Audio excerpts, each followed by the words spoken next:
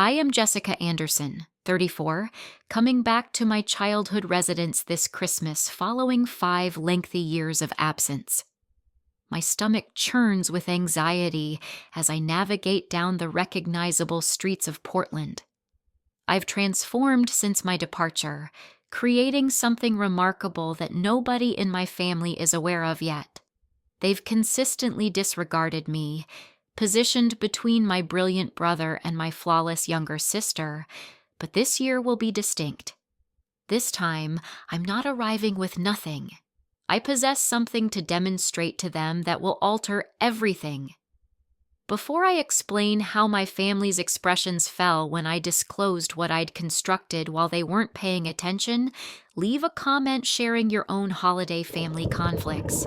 Believe me, this one's worth remaining for, and if you're new here, click that subscribe button because we all need to understand we're not isolated in family challenges. Growing up in the Anderson residence meant existing in a constant rivalry I never volunteered for. My parents, both accomplished professionals, Mom a hospital administrator and Dad a corporate lawyer, believed success was the sole currency worth possessing. They established a family environment where approval came through achievements, nothing more. My elder brother Michael was the favored child with his flawless grades and remarkable athletic capabilities. By 16, he'd already outlined his route to medical school. Then there was my younger sister Lily, the youngest of the family, whose creative talents and social butterfly nature made her the family favorite. And somewhere in the uncomfortable middle was me, Jessica, the one whose report cards received shrugs instead of praise, whose interests seemed constantly misaligned with family expectations.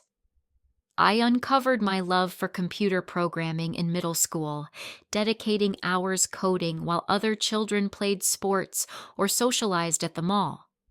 When I enthusiastically showed my father a basic game I'd developed, he looked at it for 3 seconds before asking if I'd completed my calculus homework.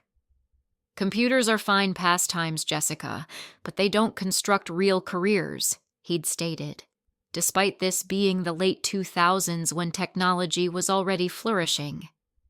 My mother wasn't much superior. "Wouldn't you prefer joining your sister's dance class? You spend excessive time alone with machines," she'd recommend, completely overlooking that I found authentic joy in creating digital solutions. During family meals, Michael's pre-med achievements and Lily's social calendar controlled conversation while my coding competition victories went unacknowledged. The breaking point arrived during my senior year of high school. I'd been admitted to Stanford with a partial scholarship for computer science, an accomplishment I was tremendously proud of. At dinner that evening, my father spent 20 minutes discussing Michael's medical residency possibilities before turning to me. "Stanford's costly. The state university has sufficient computer classes and wouldn't place us in debt." The message was evident. My aspirations weren't worth investing in. I attended Stanford regardless, securing loans and working part-time positions. Those 4 years provided me distance and insight. I thrived among individuals who genuinely valued my abilities and concepts. After graduation, when I announced I was relocating to San Francisco instead of returning to Portland, my parents seemed almost relieved, less disappointment to handle under their roof. Over the following 5 years, our contact became progressively minimal. Monthly phone conversations diminished to holiday check-ins and occasional texts. I'd send birthday and Christmas presents, receive brief thank you messages, and that was it. They knew I was doing something with computers, but never inquired about specifics. I ceased offering details after too many glazed eyes and topic changes. What my family didn't realize was that during those 5 years of relative silence, I'd co-founded TechNexus, a startup specializing in healthcare data security systems. We'd begun in my tiny apartment with 3 computers and a vision. 3 years in, we'd secured major hospital contracts nationwide. By year 5, we were valued at $75 million, with acquisition offers arriving weekly. My playing with computers had constructed an empire. I hadn't informed my family about my success, partly because they never asked, but also because I desired recognition for who I was, not what I'd accomplished. But after 5 years away, my grandmother Ellen, the only family member who'd ever demonstrated genuine interest in my passion, called personally to insist I come home for Christmas. "Life's too brief for stubborn pride, Jessie," she said, using my childhood nickname. "Come home this year for me." How could I refuse her? So here I was, pulling into the driveway of my childhood residence. Its familiar colonial architecture decorated with the same Christmas lights pattern my father had installed 20 years ago. The house hadn't changed, but I certainly had. I stepped out of my rental car wearing a simple but obviously expensive cashmere sweater and designer jeans. Not to show off, but because these were now my regular clothes. My hair was styled professionally. I carried myself with the confidence of someone who regularly pitched to boardrooms. The nervous girl who'd left Portland had been replaced by a woman who knew her value. My mother opened the door before I could knock, her critical eyes immediately scanning me from head to toe. "Jessica, you're finally here. You look different. Have you lost weight or gained some? Something's changed." Her standard greeting, an observation that managed to be both a compliment and criticism simultaneously. My father appeared behind her, offering a stiff half-hug. "The prodigal daughter returns. How's the computer business treating you? Still afloat?"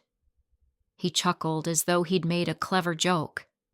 Michael and his wife were already inside with their 2 children, and Lily arrived shortly after me with her new fiancé.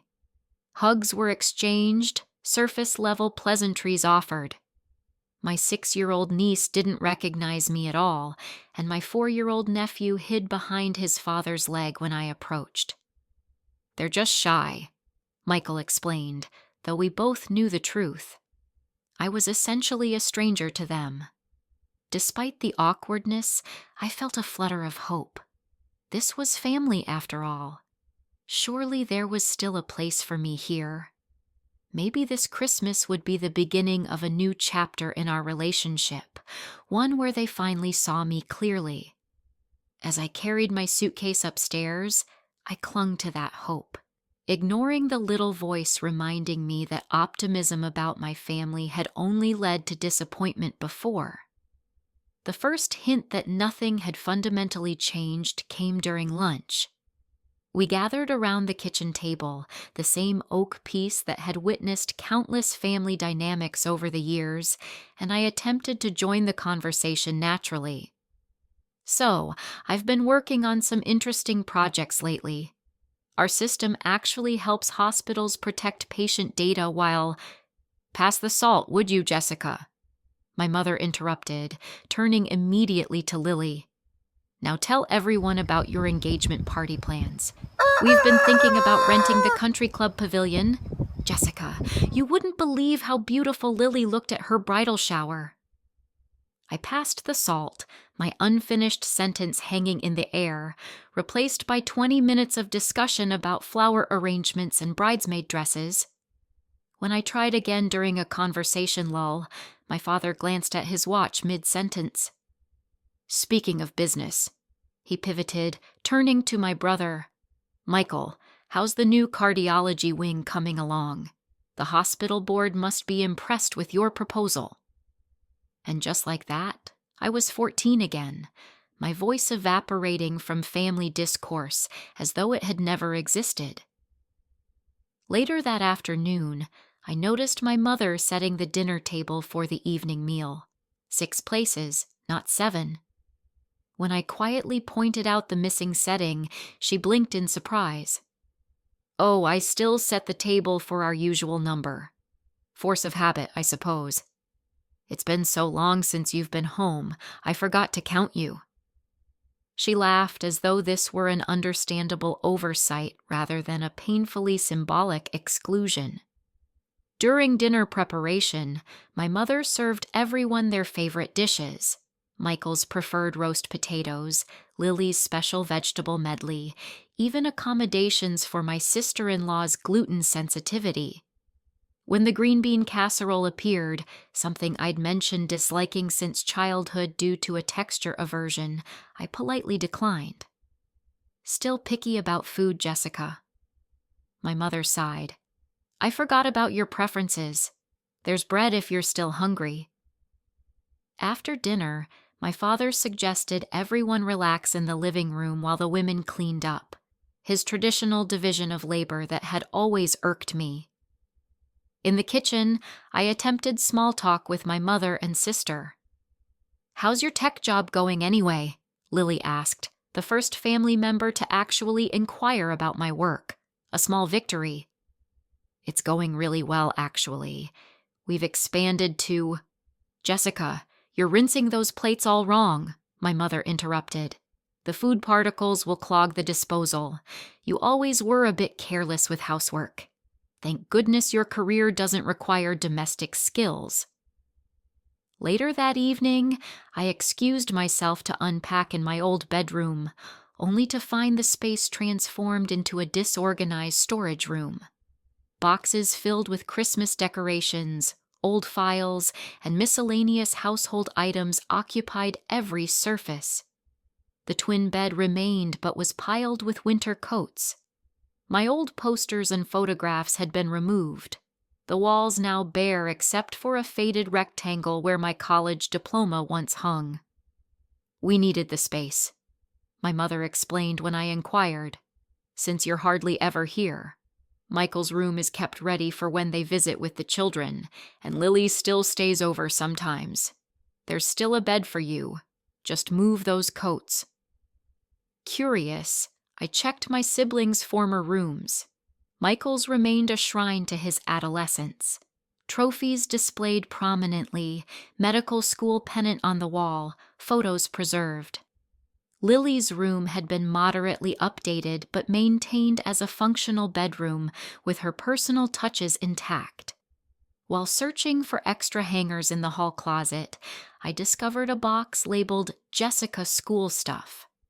Inside were my academic awards, coding competition trophies, and the framed article from when I'd won the State Technology Challenge. All items that had once been displayed, but now were haphazardly packed away, some damaged from careless storage. That evening I contacted my friend Sophia, who'd become more like family to me than my blood relatives. "They haven't altered at all. So it's like I'm still the unseen middle child, except now I'm an unseen adult." My brother discussed his medical practice for 45 minutes continuously, and no one asked a single question about my existence. "Maybe you should just inform them about TechNexus," Sophia suggested. "They might finally provide you the acknowledgement you deserve." I sighed, glancing around the storage room that was once my personal space. "That's not why I came. I don't want them to suddenly appreciate me because I'm successful. I want them to appreciate me because I'm their daughter." "I understand," Sophia replied gently. "But remember why you're there, for your grandmother, not for their approval. You don't need it anymore, Jess. You know your value even if they don't see it yet." After hanging up, I lay awake on my coat-covered bed, wondering if coming home had been a mistake. The familiar feeling of invisibility was returning, threatening to diminish the confident woman I'd become. Perhaps some family dynamics were simply too established to change. Christmas Eve brought the extended family invasion, a tradition that had always magnified the Anderson household dynamics. My father's brother, Uncle Robert, arrived with his wife and 3 children.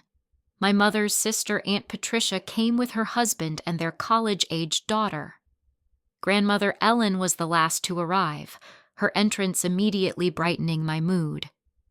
"There's my Jessie," she exclaimed, her 82-year-old arms opening for a genuine hug. "Let me look at you, successful and beautiful. You're glowing, dear." For the first time since arriving, I felt seen. Grandmother Ellen had always been different from the rest of the family, genuinely curious, never comparing, always supportive. She'd sent me encouraging cards throughout college and was the only relative who remembered my birthday without Facebook reminders. The living room buzzed with conversation clusters as appetizers circulated. I attempted to join various groups, but each time the discussion shifted away from anything related to my existence. When my cousin Ryan asked what I was doing these days, my brief explanation about technology security systems was met with glazed eyes. "So basically playing with computers all day," he concluded with a laugh. "Guess some of us never outgrow our hobbies, huh? Must be nice not having real adult responsibilities." Ryan, 3 years my junior and still working part-time at his father's insurance office while finding himself, apparently considered his situation the epitome of adult responsibility. Aunt Patricia cornered me by the fireplace, her infamous interrogation beginning predictably. "No ring yet, Jessica.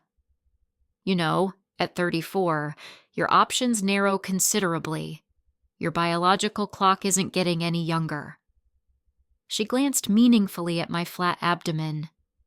"Your cousin Megan is already pregnant with her second, and she's 4 years younger than you."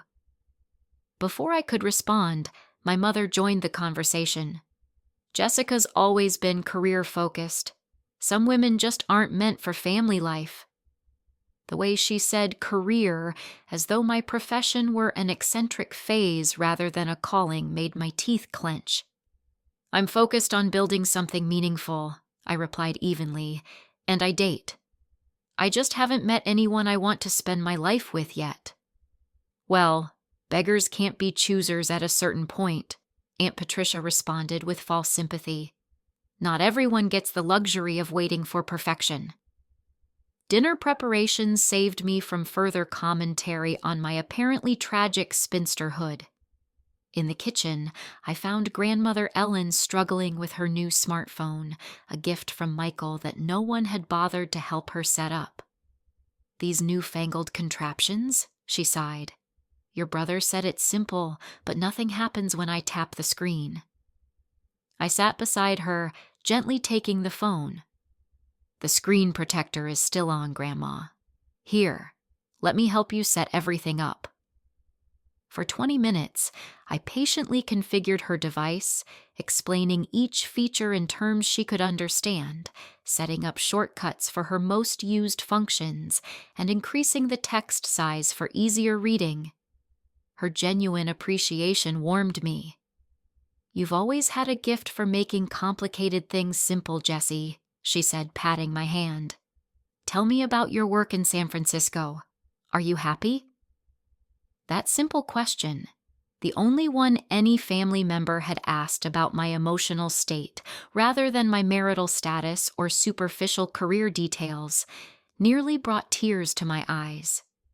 I told her about TechNexus in terms of the problems we solved and the hospitals we helped, rather than valuation or acquisition offers. "Your grandfather would be so proud," she said when I finished.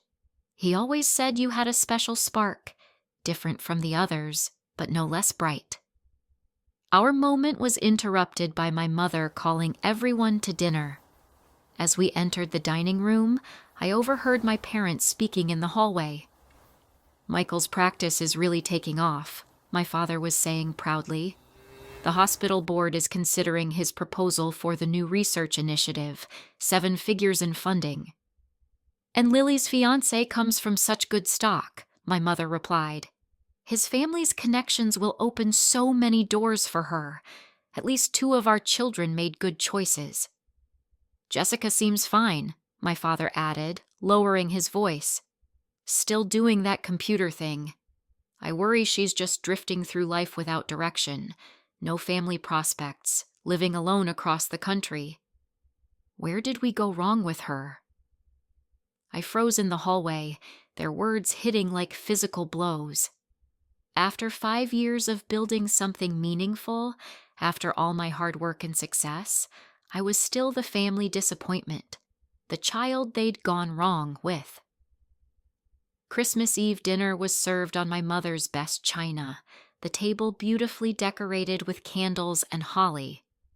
Before eating, my father stood for the traditional family prayer, something I'd forgotten about after years away. Lord, we thank you for this food and for family gathered here. We're grateful for Michael's continued success in medicine, healing the sick as you would have us do. We're thankful for Lily's engagement and the joyful union ahead. We're blessed by the children present who carry our legacy forward. He continued, mentioning every adult by name along with their blessings of the year, except me. Whether intentional or another oversight, the exclusion stung publicly in a way the private conversation had not. Midway through dinner, I excused myself to the bathroom, locking the door behind me. Staring at my reflection, I saw the confident CEO I'd become starting to crack, revealing the insecure middle child beneath. For a moment, I considered packing my bags and leaving that night, making up an emergency at work, escaping back to the world where I was valued. Instead, I splashed cold water on my face and straightened my shoulders. I hadn't built my company by running from challenges. I'd come for Grandmother Ellen, and I would stay for her. Tomorrow was Christmas Day, the gift exchange that had always crystallized my place in the family hierarchy. I decided to let it play out exactly as they planned, without intervention or explanation. The truth would reveal itself one way or another. Christmas morning in the Anderson household followed the same choreography it had for decades. Everyone gathered in the living room by 8 o'clock, still in pajamas, clutching mugs of my mother's special hot chocolate. The fireplace crackled with fresh logs, and Michael's children vibrated with excitement on the carpet near the tree. Christmas music played softly from the speaker system my father had installed last year. Apparently, some traditions were allowed to evolve with technology. I took a seat on the window bench, slightly removed from the main seating arrangement. From this vantage point, I could observe the familiar ritual about to unfold. My father, wearing his Santa hat, the only whimsical item he permitted himself all year, took his position beside the mountain of wrapped presents under the tree. "Let's see what Santa brought this year," he announced, adjusting his reading glasses as he examined the first tag. The gift distribution always followed the same order, youngest to oldest, with multiple rounds until all presents were distributed. My nephew went first, tearing into a large box containing a child-sized electric car he could actually drive. His sister received a lavish dollhouse complete with furniture and miniature family. Both children accumulated piles of toys, books, and clothes as the distribution continued. Next came my sister Lily, who received a designer handbag from our parents, "To match your engagement ring, darling," an expensive cashmere scarf from Michael and his wife, and various smaller gifts from extended family. Her fiancé Tom received top-shelf whiskey, tickets to a sporting event, and a leather briefcase, immediately accepted into the gift hierarchy despite this being his first Christmas with the family. Michael and his wife collected their bounty next, a weekend getaway at a luxury spa, matching high-end watches, kitchen appliances they'd requested, and smaller personal items. My brother received special golf clubs from our father for those hospital networking events, son. My parents exchanged their gifts next, having clearly coordinated in advance. My mother unwrapped diamond earrings while my father received an expensive leather jacket he'd been eyeing. Round after round, the presents dwindled beneath the tree. I kept waiting for my name to be called, for some acknowledgement of my presence. The extended family members exchanged their gifts. Even grandmother Ellen received multiple packages: a new robe, slippers, framed family photos, and books. Finally, the area beneath the tree was empty except for discarded wrapping paper. Everyone sat admiring their gifts, comparing and exclaiming over each other's treasures. The realization settled over me slowly, then all at once. There was nothing for me, not a single package, card, or token. In a room full of people who shared my blood, not one had thought to include me in the tradition at the heart of our gathering. The silence stretched uncomfortably as this fact became evident to others. My nephew, with a child's innocent confusion, looked around and asked, "Didn't Aunt Jessica get any presents?" The room froze. All eyes turned to me, expressions ranging from embarrassment to discomfort to, most painfully, lack of surprise. This wasn't an oversight. They simply hadn't expected to include me. "Is there anything for me?" I asked quietly, hating how small my voice sounded. My mother laughed awkwardly, waving her hand dismissively. "Oh, we forgot you weren't coming until last minute. After 5 years away, we weren't sure you'd make it. We'll get something later, of course." My father cleared his throat. "The stores will be open again tomorrow. We'll pick something up then." Aunt Patricia, perhaps feeling genuine pity, rummaged in her oversized purse. "I have a lovely scented candle I received at a White Elephant exchange. You're welcome to have it, Jessica." She held out a generic green candle, price tag still attached. "No, thank you," I said quietly but firmly. "That's very kind, but unnecessary." The awkwardness hung heavy for exactly 17 seconds before my mother jumped up. "Who's ready for breakfast? I've made my special French toast casserole." Just like that, the moment passed. The family collectively decided to ignore what had happened, filing toward the dining room with their new treasures, conversation shifting to breakfast and afternoon plans. No apologies, no genuine concern, just the familiar pattern of overlooking Jessica. I remained seated by the window, allowing myself to fully absorb what had just transpired. This wasn't about materialism or gift expectations. This was about being erased from a family tradition, about being so thoroughly forgotten that not even a token effort had been made. After 5 years of distance, I'd returned to find I hadn't even been missed enough to warrant a Christmas card. Oddly, instead of pain, I felt clarity washing over me. This moment of absolute exclusion crystallized what I'd always sensed but never fully acknowledged. I was an outsider in my own family, and no achievement or personal growth would ever change that fundamental reality. But unlike previous years, this realization didn't crush me. The difference between 34-year-old Jessica and the girl who'd left Portland was that I now knew my worth wasn't determined by their perception. I had built something remarkable, not just a successful company, but a life filled with people who genuinely valued me. As I helped carry dishes to the kitchen, a plan formed in my mind. Not for revenge or dramatic confrontation, but for honest revelation. It was time to share who I'd become, not to prove my worth to them, but to claim my truth openly. If they couldn't see me after that, at least I would have stood fully in my reality.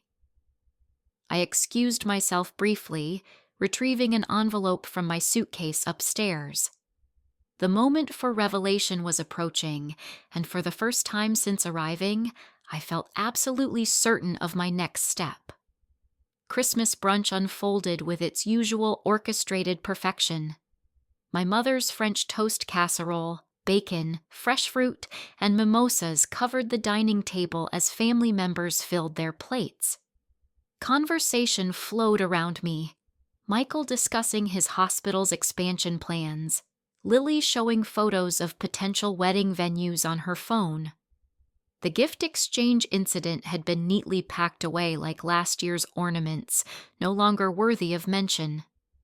I sat quietly, the slim envelope resting on my lap beneath the table, waiting for the right moment. It came as my father raised his mimosa glass for an impromptu toast. "To family and success," he proclaimed, "to Michael's cardiology research grant, to Lily and Tom's engagement, and to another prosperous Anderson year ahead." As glasses clinked and sips were taken, I gently cleared my throat. "Since we're acknowledging achievements," I said, my voice steady, "I have something I'd like to share too." A brief silence fell over the table, the kind that forms when someone unexpected speaks up during a performance. I placed the envelope on the table and slid out a glossy business magazine, turning it to face the family. My picture was on the cover under the headline, "Healthcare's Rising Tech Stars: How Jessica Anderson's Tech Nexus is Revolutionizing Patient Data Security." "I've been meaning to tell you about my work," I continued, maintaining an even tone despite my racing heart. Tech Nexus, the company I co-founded 4 years ago, was recently valued at $75 million. We protect hospital data systems from security breaches. 17 major healthcare networks currently use our platform, including, ironically, the one where Michael works.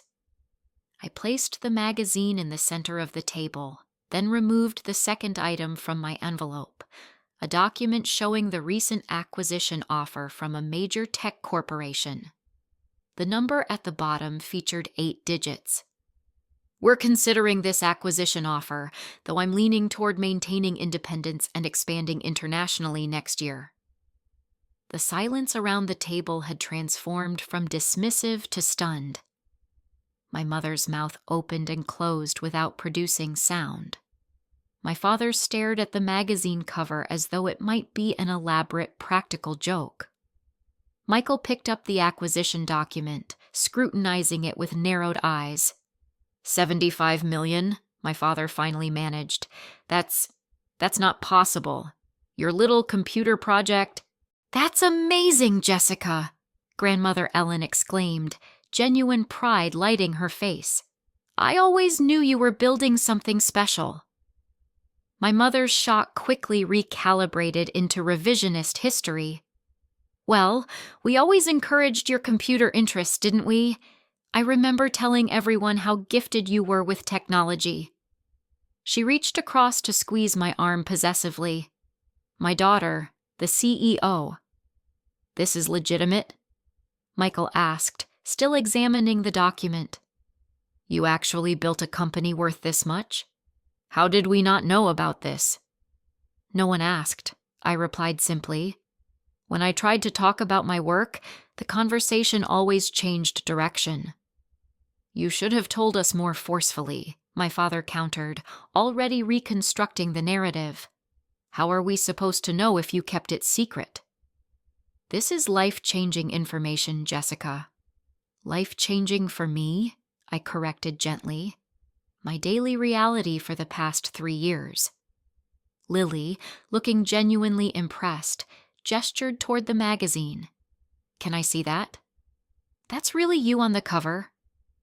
As the magazine circulated, reactions crystallized along predictable lines. My father switched to business mode, asking about investment opportunities and growth projections.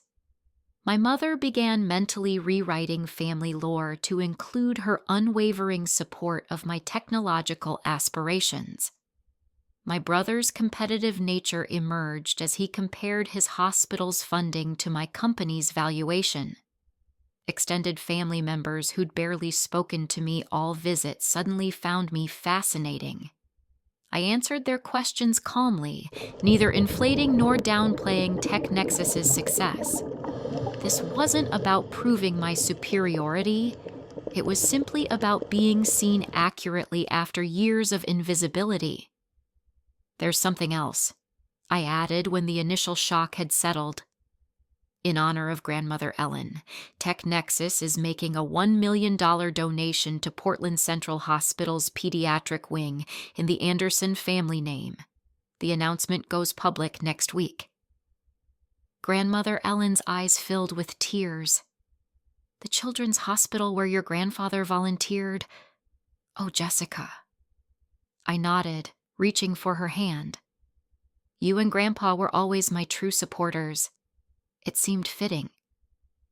While this news sent another ripple of astonishment around the table, I retrieved a small stack of envelopes from my purse. I do have gifts, actually. I was waiting for the right moment. I distributed an envelope to each family member. Inside each was a personalized gift certificate. For my father, a custom-designed smart home security system. For my mother, a complete digital archive service for her lifelong photo collection. For Michael, beta access to our new physician scheduling optimization platform. For Lily, a comprehensive wedding planning technology suite. For my niece and nephew, educational technology accounts with substantial deposits toward future education. For Grandmother Ellen, a specially designed tablet with health monitoring features and unlimited tech support. These aren't last-minute gifts, I explained. These are solutions I created specifically for each of you, based on knowing who you are and what might make your lives better. Because that's what I do. I solve problems with technology. A profound silence fell over the dining room as my words sank in. The contrast couldn't have been clearer. They had completely forgotten me in their gift-giving, while I had thoughtfully created something unique for each of them despite years of emotional neglect. I don't need or want anything in return, I added softly. I just wanted you to finally see me, the real me, not who you assumed I was or who you wished I'd become. Grandmother Ellen reached over to squeeze my hand, tears streaming down her lined face. In her eyes alone, I saw complete understanding, both of what this moment had cost me and what it was worth. The hours following my revelation unfolded in a series of conversations that ranged from awkward to surreal. The family dynamic, previously set in concrete, had been fundamentally disrupted. Like tectonic plates shifting, everyone struggled to find new footing in this altered landscape. My father, predictably, pivoted to business mode fastest, cornering me on the back porch where I'd escaped for a moment of quiet. He launched into questions about venture capital, expansion strategies, and, most transparently, investment opportunities. You should have come to me for startup advice, he said, conveniently forgetting his dismissal of my tech aspirations. With my legal background and business contacts, I could have opened doors for you. I found the doors I needed, I replied gently, and learned to open them myself. His expression flickered between pride and frustration, torn between parental satisfaction at my success and the uncomfortable realization that this success had occurred entirely without his input or knowledge. We should set up a family investment opportunity, he pressed on. I have some capital I could move around, get in before that acquisition goes through. Our investor rounds closed last year, Dad, but thank you for the interest. My mother adopted a different strategy, historical revision. According to her newly constructed narrative, she'd always been my biggest champion. I always told your father you were special, she began.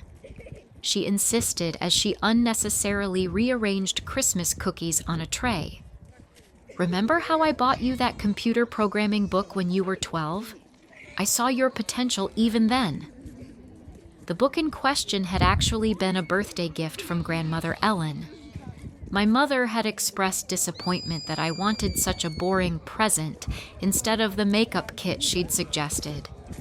More disturbing was her immediate shift in how she presented me to extended family. Jessica is our technology entrepreneur, she now announced proudly. She's being featured in business magazines. Show them the cover, Jessica. My brother's reaction was more complex. Initial disbelief gave way to subtle competitiveness. The medical field has different metrics for success than tech, followed by reluctant respect. By late afternoon, he'd cornered me by the fireplace. "So you're really worth all that?" he asked, lowering his voice.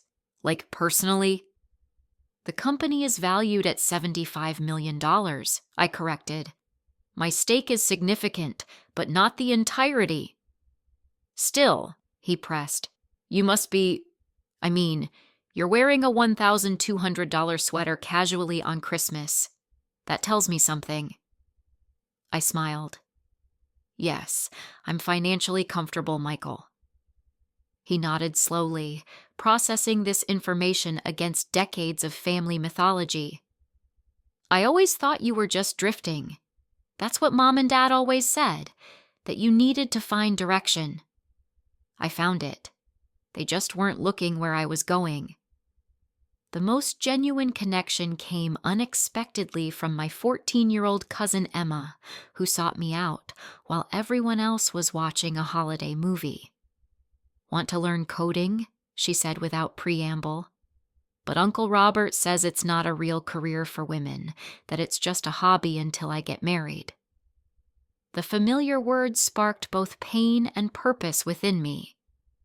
"Your uncle said the same thing to me when I was about your age." "But you did it anyway." "I did it anyway."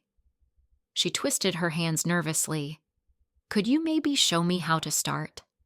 I've been trying to teach myself with YouTube videos, but it's hard without direction." For the next hour, I sat with Emma in the quiet of the kitchen, showing her basic coding concepts on my laptop and setting up resources she could access from home.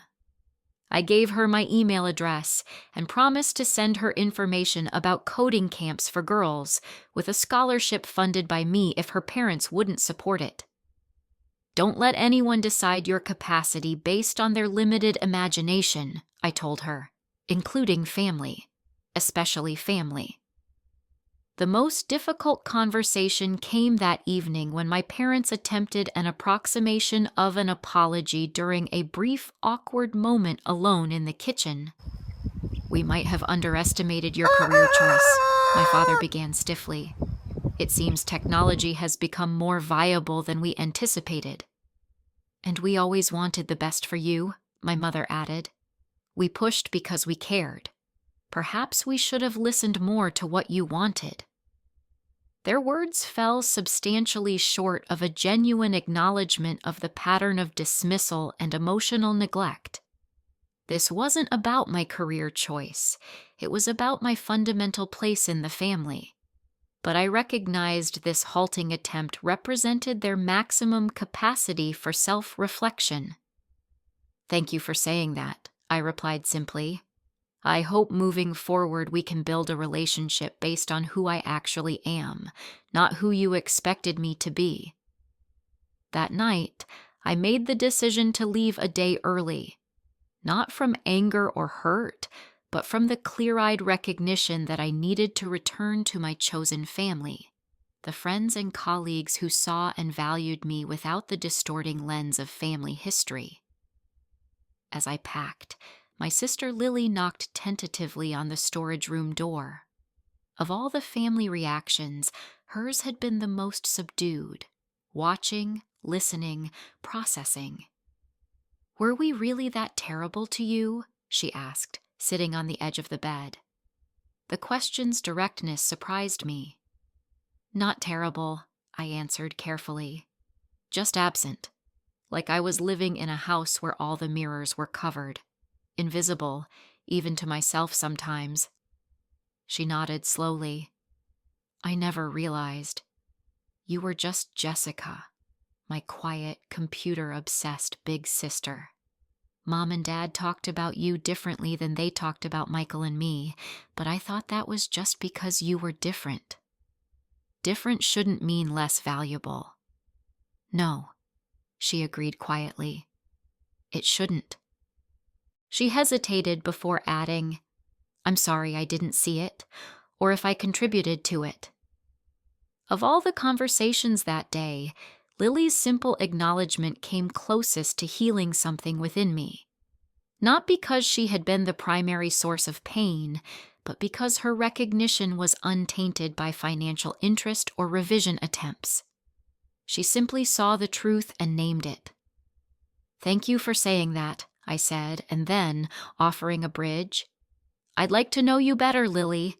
The adult you, not just my little sister. Maybe we could talk more regularly? Video calls or something?" "I'd like that," she replied with a genuine smile. "I have a feeling I have a lot to learn from my big sister." As I fell asleep that night, I realized the day's revelation had served its purpose. Not to humble my family or elevate myself, but to finally be seen clearly. The aftermath wasn't perfect reconciliation, but it was the beginning of something more honest. For some family members, that meant a chance at genuine connection. For others, it simply meant I could stop expecting what they were incapable of giving. Either way, I would sleep soundly, knowing I had finally stepped fully into my truth. Morning light filtered through the dusty blinds of the storage room as I finished packing my suitcase. I'd announced my early departure at breakfast, citing work responsibilities, a half-truth that no one challenged.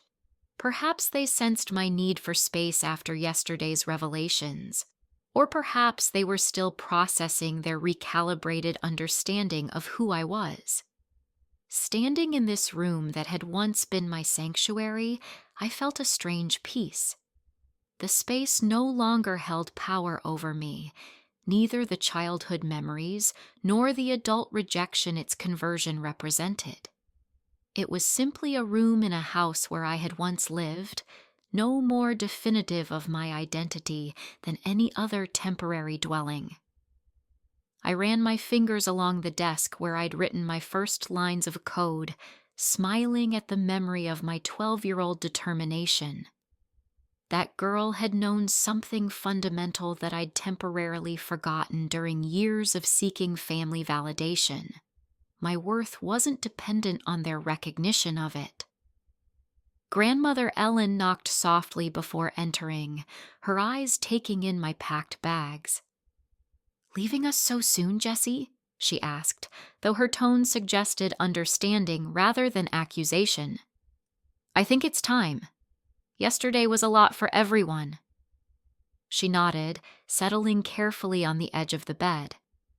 "You know, your grandfather always said family is like a mirror, reflecting back what we believe about ourselves.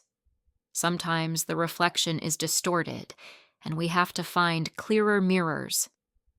"You've always been my clearest mirror, Grandma," I said, sitting beside her, "because I've always seen you, really seen you." She patted my hand. "What you revealed yesterday took courage.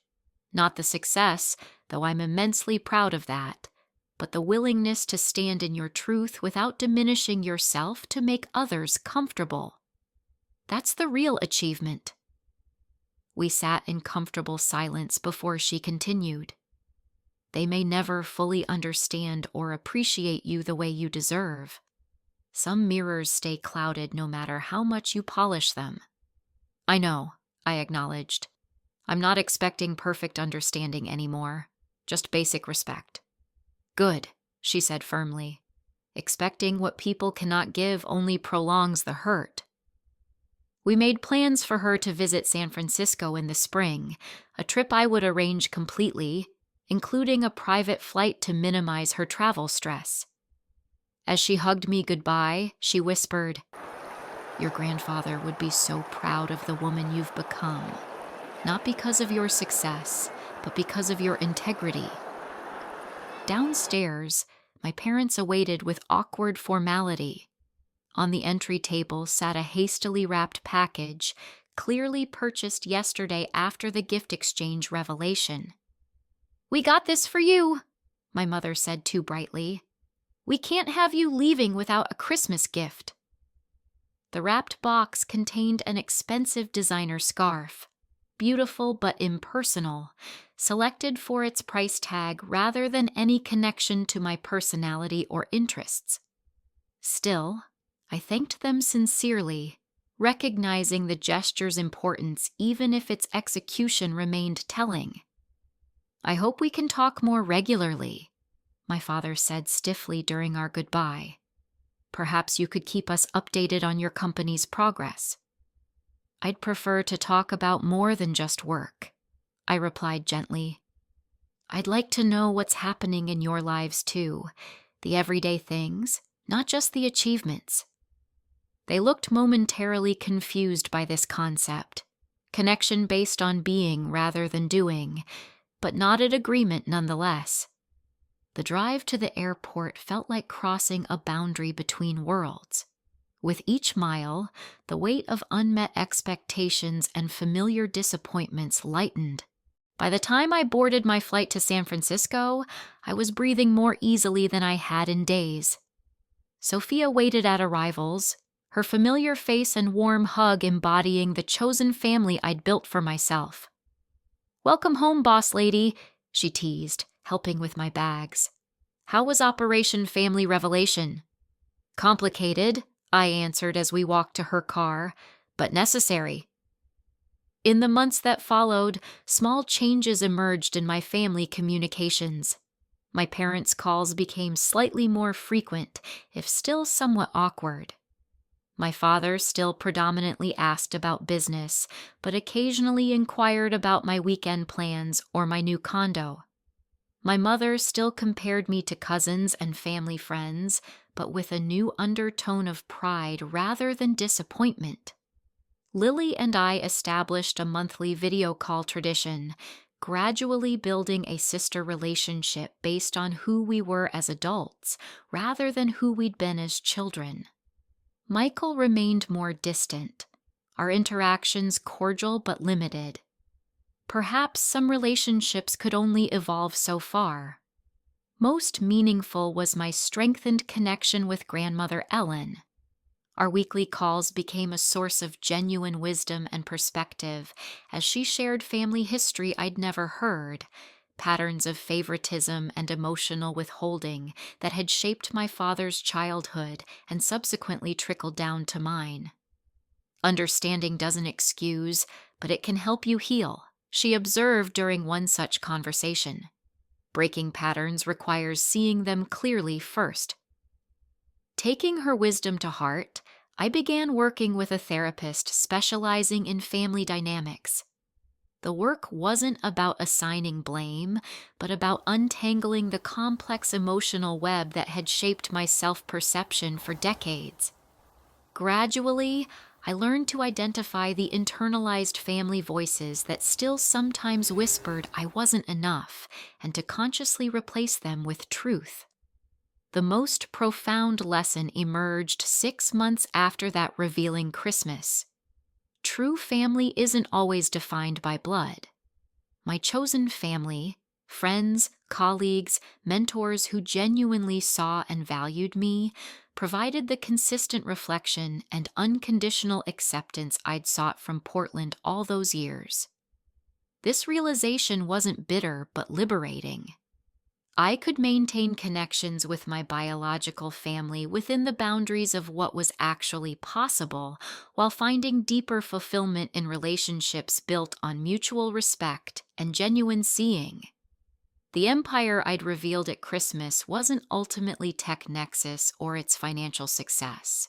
It was the internal sovereignty I'd built, the ability to define my worth based on my own values rather than external validation. The company could rise or fall, though it continued to thrive, but this core understanding of my intrinsic value remained unshakable. By the following December, when holiday planning began, I made a conscious choice. Rather than returning to Portland, I invited grandmother Ellen to join me in San Francisco for Christmas. To my surprise, Lily asked if she could come too, bringing her new husband. We created different traditions, ones built around connection rather than comparison, appreciation rather than accomplishment. My relationship with my parents remained a work in progress, improving in some ways, static in others. I accepted the limitations while remaining open to growth, understanding that full healing sometimes means acknowledging what isn't possible alongside what is. The greatest gift I gave myself wasn't financial success or family recognition. It was the freedom to live authentically without diminishing my light to make others more comfortable with their shadows. This path wasn't always easy, but it was immeasurably more fulfilling than contorting myself to fit expectations that were never designed to accommodate who I truly was. So if you're sitting there feeling overlooked or unseen by those who should value you most, know this: your worth isn't determined by their capacity to recognize it. The most powerful empire you can build isn't made of external achievements, but of internal sovereignty, the unshakable knowledge of who you are and what you bring to this world, regardless of who notices. Have you experienced being overlooked by family during holidays? I'd love to hear your stories in the comments below. How did you handle it, and what did you learn? Sometimes the most healing thing is knowing we're not alone in these experiences. If this story resonated with you, please like, subscribe, and share it with someone who might need to hear that their value isn't determined by family recognition. Thank you for witnessing my journey, and remember, the most important person who needs to see your worth is you.